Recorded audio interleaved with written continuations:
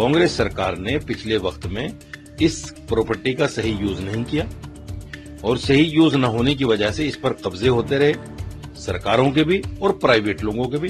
Private लोगों ने देखा कि जब सरकार इतनी बड़ी बड़ी जगह कब्जा कर रही है तो 100 गज का प्लाट, 200 गज का प्लाट, जमीन, मकान, दुकान, उन्होंने भी कब्जा करने शुरू कर दिए।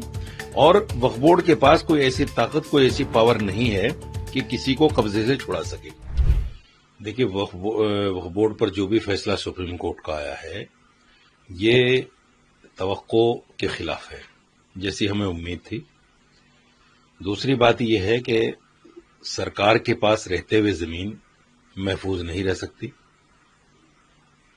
सरकार को और कोर्ट को चाहिए कि ये जमीन गुरुद्वारा प्रबंधक कमेटी की तरह मुसलमानों को दे दी जाए, क्योंकि हमने पहले देखा है। मैं आपको एक चीज दिखाना चाहता हूं। ये एक लिस्ट है मेरे पास प्रॉपर्टी की, इसमें 286 प्रॉपर्टीज हैं। ये पूरे कई सारे पेज हैं और ये सब बीघों में है। देखिए, 5 बीघा, 17 बीघा, 29 बीघा, 11 बीघा, 12 बीघा, सब बीघों में है, गजों में नहीं। वो ये दिल्ली की प्रॉपर्टी है। ये सारी दिल्ली की प्रॉपर्टी पिछली सरकारों ने डीडीए, एनडीएमसी, एमसीडी, आपका रेलवे और जितनी भी सरकारी संस्थाएं हैं, उन तमाम संस्थाओं के पास ये हमारी प्रॉपर्टीज है। पहली सरकारों ने 286 प्रॉपर्टी जो बीघों में है, कम से कम ये 500 बीघा जमीन बनती है।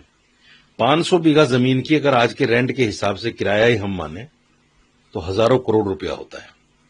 अगर ये रेंट ही हमें मिल जाए, मुसलमानों को मिल जाए, तो दिल्ली में क्या, दूसरी जगहों पे मुसलमान गरीब नहीं बचेगा। गुरुद्वारा प्रबंधक कमेटी के पास चूंकि उनकी अपनी जमीनें हैं, इसलिए आपको कोई सरदार जी जो है, कोई जूते गांठता हुआ, रक्षा चलाता हुआ, ठेली लगाता हुआ बहुत मुश्किल से मिलेगा, क्योंकि उनके पास उनकी अपनी प्रॉपर्टियां हैं। ये मुसलमानों की प्रॉपर्टियां हमेशा सरकार के पास रही और सरकार ही इस पर एलिगेशन लगा रही है कि इतनी प्रॉपर्टी बढ़ गई, इतना हो गया, वक्फ जहां हाथ रख देता है वो प्रॉपर्टी जो है वक्फ की हो जाती है और मुसलमान गरीब है। प्रॉपर्टी मुसलमानों की और मुसलमान गरीब है। तो इसमें सबसे बड़ा हाथ सरकार का है।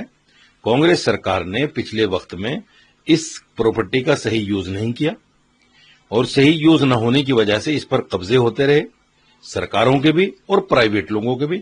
प्राइवेट लोगों ने देखा कि जब सरकार इतनी बड़ी बड़ी जगह कब्जा कर रही है तो 100 गज का प्लाट, 200 गज का प्लाट, जमीन, मकान, दुकान, उन्होंने भी कब्जा करने शुरू कर दिए।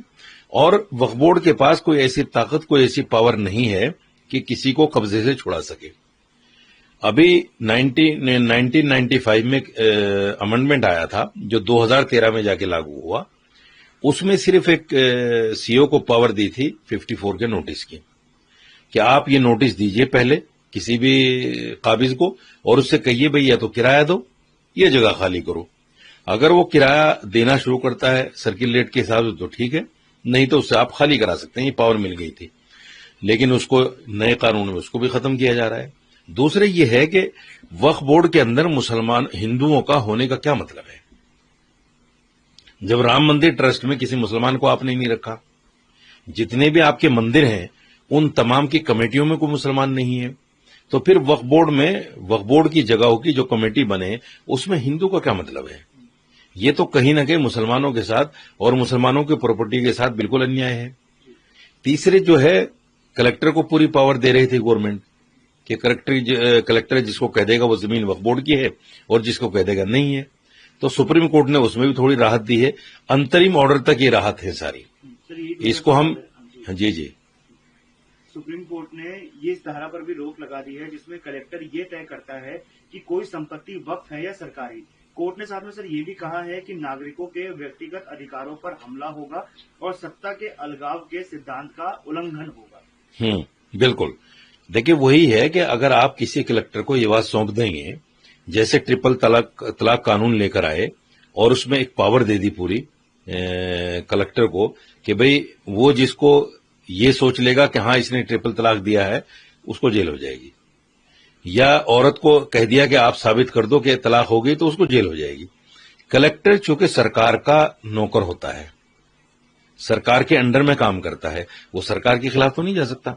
अभी तक ये जो प्रॉपर्टियां हमारी गई हैं इसका मेन कारण ये है कि सरकार का चेयरमैन बनता है वक्फ बोर्ड में, सरकार के मेंबर आते हैं वक्फ बोर्ड में, सरकार जैसे चाहती है उनसे साइन करा लेती है, और वो पार्टी के लोग होते हैं जो 10 साल 20 साल पार्टी की सेवा करते हैं, फिर उनको चेयरमैन बना दिया जाता है, वो भी लूटते हैं और सरकार को भी देते हैं। तो ये जो सारा मामला है, मेरे हिसाब से सुप्रीम कोर्ट को इस पर संज्ञान लेकर ये पूछना चाहिए सरकार से कि भाई ये प्रॉपर्टी आप अपने पास क्यों रखना चाहते हैं, इसको मुसलमानों को क्यों नहीं देते। सर, आपने जो गैर मुस्लिमों के सुप्रीम कोर्ट ने कहा है कि वक्फ बोर्ड में अधिकतम 3 गैर मुस्लिम सदस्य और वक्फ परिषदों के कुल मिलाकर 4 से अधिक गैर मुस्लिम सदस्य नहीं होंगे। नहीं, एक भी क्यों हो, सवाल 3-4 का नहीं, सवाल ये है एक भी क्यों हो। अगर किसी भी हिंदू मैनेजमेंट कमेटी में कोई मुसलमान नहीं हो सकता, कोई सिख या ईसाई नहीं हो सकता, तो फिर मुसलमान के उसमें हिंदू क्यों हो। हम तो इसके बिल्कुल खिलाफ हैं और सुप्रीम कोर्ट को इसको संज्ञान में लेना चाहिए कि एक भी हिंदू नहीं आना चाहिए। क्यों आए, मैं हिंदू मुसलमान नहीं करना चाहता, इस पर भेदभाव हमारे साथ पहले से हो रहा है। देखिए, दिल्ली में उर्दू एकेडमी भी है, हिंदी एकेडमी भी है। हिंदी एकेडमी में कोई मुसलमान ना तो एम्प्लॉय है, न मुसलमान सेक्रेटरी है, न मुसलमान कोई ओहदेदार है। उर्दू एकेडमी में एम्प्लॉय भी है हिंदू, उर्दू एकेडमी में सेक्रेटरी भी हिंदू बन जाता है, अकाउंटेंट भी हिंदू आ जाता है, सारे हिंदू आ जाते हैं। तो ये हमारे साथ कहीं ना कहीं भेदभाव हो रहा है। इसी वजह से उर्दू एकेडमी की आज जो हालत है, आप जाकर देखिए कि वहां 50 आदमियों का अमला होता था, अब 10 या 11 लोग काम कर रहे हैं, सारे आहिस्ता आहिस्ता रिटायर हो गए, नए लोगों को भर्ती नहीं किया जा रहा है और उर्दू एकेडमी खत्म होने की कगार पे है। यही हाल वक्फ बोर्ड का हो जाएगा जब उसमें हिंदू आ जाएंगे, क्योंकि हिंदू मुसलमानों के लिए क्यों काम करेंगे। सवाल ये है कि जिस हिंदू के दिल में ये बात पैदा हो गई कि मुसलमान हिंदुस्तान में ही नहीं रहना चाहिए, मुसलमान के साथ कारोबार नहीं करना चाहिए, मुसलमान को दुकान और मकान किराए पर नहीं देना चाहिए, दाढ़ी वाले को जय श्री राम का नारा लगाकर पीटा जाता है, उसकी मोब लिंचिंग कर दी जाती है, तो उस हिंदू को जब आप हमारी संपत्ति पे बिठा दोगे तो वो तो खत्म कर देगा सारी संपत्ति को। इसलिए मेरा कहना यह है कि कोई भी हिंदू वक्फ बोर्ड की कमेटी में नहीं होना चाहिए। अगर ये होगा तो फिर इस पर हम देशव्यापी आंदोलन करेंगे। सर, भातार अब्बास नकवी ने प्रतिक्रिया देते हुए कहा है कि संसद ने वक्फ प्रणाली में सुधार और आस्था की रक्षा के लिए कानून बनाया था, लेकिन भ्रष्ट लोग इसे लूट का साधन बनाना चाहते हैं। उन्होंने कहा है कि अदालत को कानून की जांच का अधिकार है और सरकार ने भी अपना पक्ष रखा है, लेकिन भ्रष्ट लोग जो इसे लूट का साधन बना रहे हैं वो इसमें बाधा डाल रहे हैं। नहीं, देखिए, इसमें कोई दो राय नहीं, करप्शन बहुत है वक्फ बोर्ड में और लोगों के पास कब्जे भी बहुत हैं वक्फ की जमीनों के, और जो ज्यादा शोर मचा रहे हैं ये भी सही है कि उनके पास वक्फ की जमीन है, इसमें कोई दो राय नहीं है।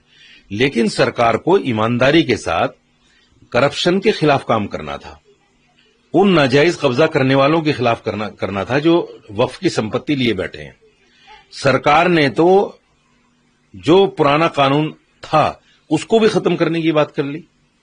पार्लियामेंट को अधिकार है कानून बनाने का, पार्लियामेंट बना सकती है, लेकिन पार्लियामेंट को जिस कम्युनिटी के लिए आप कानून बना रहे हो उस कम्युनिटी से पूछना तो चाहिए कि आपके हक में कौन सी बात होगी, कौन सी नहीं होगी।